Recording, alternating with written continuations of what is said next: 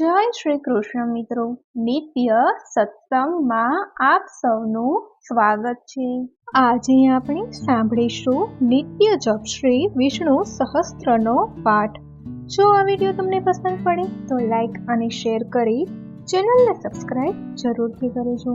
નિત્ય વિષ્ણુ સહસ્ત્રનો આ પાઠ કરવાથી કરોડો ગાયોના દાન જેટલું ફળ પ્રાપ્ત થાય છે તથા કલ્પોના પાપ ધીમે ધીમે બળીને રાખ થઈ જાય છે અને અંતે મોક્ષ પ્રાપ્ત થાય છે એવું ભગવાન વિષ્ણુનું વચન છે।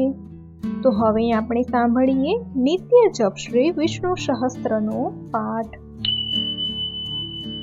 અંત વિનાના હજારો સ્વરૂપવાળા, હજારો ચરણ, મસ્તક સાથળ અને બાહુવાળા પરમાત્મા તમને નમસ્કાર હો।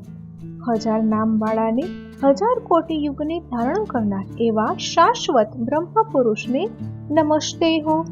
જેની નાભીમાં કમળ એવા ભગવાન વિષ્ણુને નમસ્કાર હો।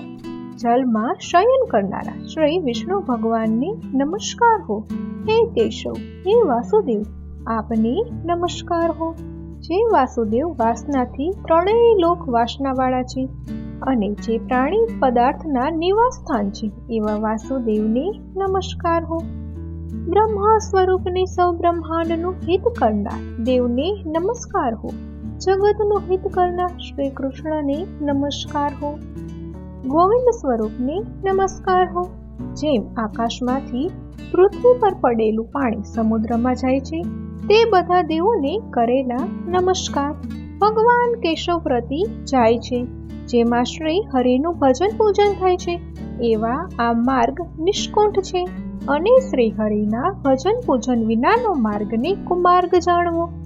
બધા વેદો જાણવાથી જે પુણ્ય થાય છે અને સર્વ તીર્થ યાત્રાથી જે ફળ મળે છે તે સમગ્ર કુળ દૃષ્ટોનો નાશ કરનારા શ્રી ભગવાનની સ્તુતિ શ્રદ્ધાપૂર્વક કરવાથી મળે છે। જે મનુષ્ય શ્રી હરિના મંદિરમાં નિત્ય 3 વાર, પ્રભાત, મધ્યાહન અને સાયંકાળ 2 વાર, 1 વાર પણ આ વિષ્ણુ સહસ્ત્રનો પાઠ કરે છે તેના સર્વે પાપ કર્મ નાશ પામે છે।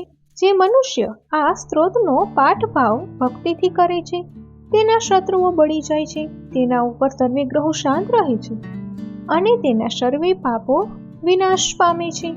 જેણે શ્રદ્ધા ભક્તિપૂર્વક આ સ્ત્રોતનું ધ્યાન કર્યું છે, શ્રવણ કર્યું છે, પાઠ કર્યો, તેમણે સર્વદાન આપ્યા અને દેવની રૂડા પ્રકારની પૂજા કરી એમ સમજવું।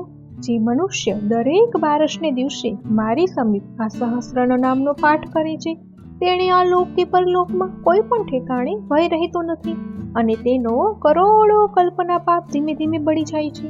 હે અર્જુન, જે મનુષ્ય પીપળા પાસે કે તુલસીની પાસે બેસીને આ વિષ્ણુ સહસ્ત્રના નામનો પાઠ કરે છે તે કરોડો ગાયના દાનનું ફળ પામે છે। વળી જે મનુષ્ય નિત્ય શિવાલયમાં અથવા તુલસીના વનમાં બેસીને નિત્ય શ્રી વિષ્ણુ સહસ્ત્રના નામનો પાઠ કરે છે તે મોક્ષને પામે છે એવું ચક્રધારી ભગવાનનું વચન છે। ઇતિ શ્રી જન્મ મહાભારત ભીષ્મ યુધિષ્ઠિર સંવાદે શ્રી વિષ્ણુ દિવ્ય સમસ્ત સ્ત્રોત સંપૂર્ણમ। શ્રી કૃષ્ણ શરણમ નમઃ। તો મિત્રો, આ હતો શ્રી વિષ્ણુ સહસ્ત્રનો પાઠ, જેનો નિત્ય જપ કરવાથી અનેક ગણું ફળ મળે છે।